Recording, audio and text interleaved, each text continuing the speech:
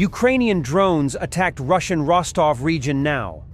In 3 a.m. local time last night, a drone hits an oil depot, setting it on fire.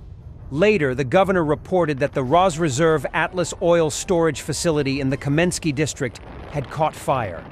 The Atlas military fuel depot belongs to Russian state reserves. Due to ongoing destruction of fuel storage facilities by Ukraine, Russia has been forced to ration fuel, even for commercial passenger jets. The fuel storage facility attacked by drones is located near the city of Kamensk-Shakhtinsky and near the M4 highway. 2 tanks are burning, and firefighters are here trying to prevent the explosion of other tanks, Russian media report. Also, due to the threat of drone attacks, the airports of Kazan and Nizhnekamsk have introduced the carpet plan, closed skies regime, Russian media report. In Kazan, the airport has been closed for landing and departures for 2 hours already. Вот такое вот утро. И у всех хорошее.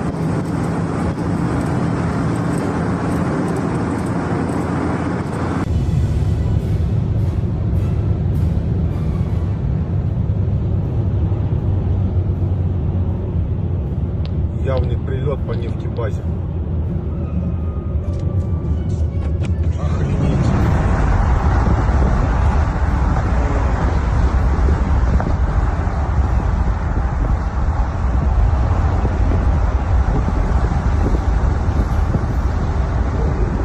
Ukrainian forces also launched a drone attack on Russia's Kirov region for the first time, targeting the Zenit plant in Kotelnich, according to Russian sources. The first Ukrainian kamikaze drone struck an empty oil tank around 10 a.m., causing an explosion and fire. 40 minutes later, a second UAV hit another tank, also detonating. There were no casualties.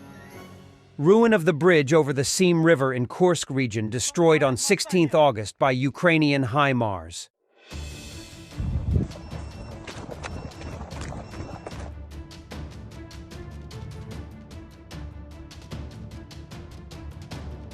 Destruction of Russian electronic warfare system Sapphire in the Kursk region.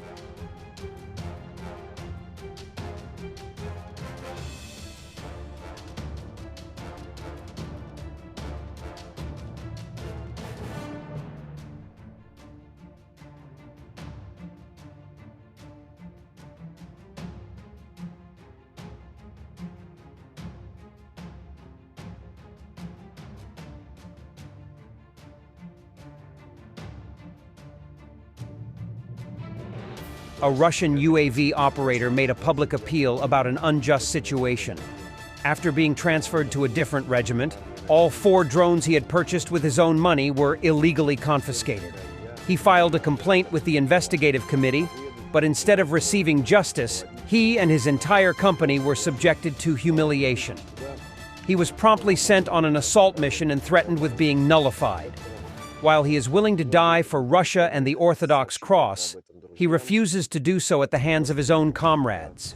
Здравствуйте, я Горьковский Дмитрий Васильевич, 29 марта 1990 года рождения, военнослужащий армии России, воздушно-десантных войск. В общем, история такая: я оператор БПЛА, разведывательного, наблюдательного, сопроводительного, работы со сбросами. В общем, по прибытии сюда путем обмана у меня забрали мое оборудование. Это 4 коптера. Мной было принято решение сообщить об этом друзьям, родственникам. Все оборудование было приобретено за мой счет и попросить у них поддержки, чтобы они обратились в Следственный комитет Российской Федерации. После их обращения у меня начались проблемы по службе. Мне сказали что вернут мое оборудование сегодняшним числом, должны вернуть сегодня. Но вчера меня перевели целенаправленно в штурмовую группу. Ко всему к этому забрали телефон не только у меня, у всей роты. Было собрано построение, объявлено то, что я являюсь фактически врагом народа, и в связи с этим телефонов у нас не будет. Также пошли проблемы по службе, негативное отношение, восприятие моей личности. То есть я являюсь фактически предателем, вместо того, что просто обратился в Следственный комитет Российской Федерации путем своих родственников. Скрывая от меня то, что меня просто обнулят на первой задаче, сейчас готовят на штурмовую задачу. Заводит к тому, что либо я покончил жизнь самоубийством, находясь здесь, либо подался в бегство. То есть, даже не знаю, что сказать, но по ходу дела мои дни сочтены. Я сюда приехал на войну защищать свою страну, за Россию, за крест православный.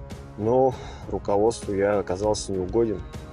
И также нашу роту ночью теперь будет по каждые 2 часа по подъему проводит построение, утром отправляет на изнурительные тренировки и потыкает тем, что я враг народа. Я готов умереть за свою страну, не готов умереть от рук своих же, так сказать, как сослуживцев, высшего руководства. И также я понимаю, кто мне дает телефон, он может также попасть под негодование местной, как сказать, я не знаю, власти или еще чего-то. Russians are gathering debris of a M30 DPICM GMLRS cluster munition in the Kursk region. Это именно РСЗО пробило его. Вот наш. Вот попило, это наша ПВО отработала. Вот эта часть разбила. Соответственно, частично она сработала в воздухе. Где-то кассеты раскрылись, где-то не раскрылись, но они вот в таком виде.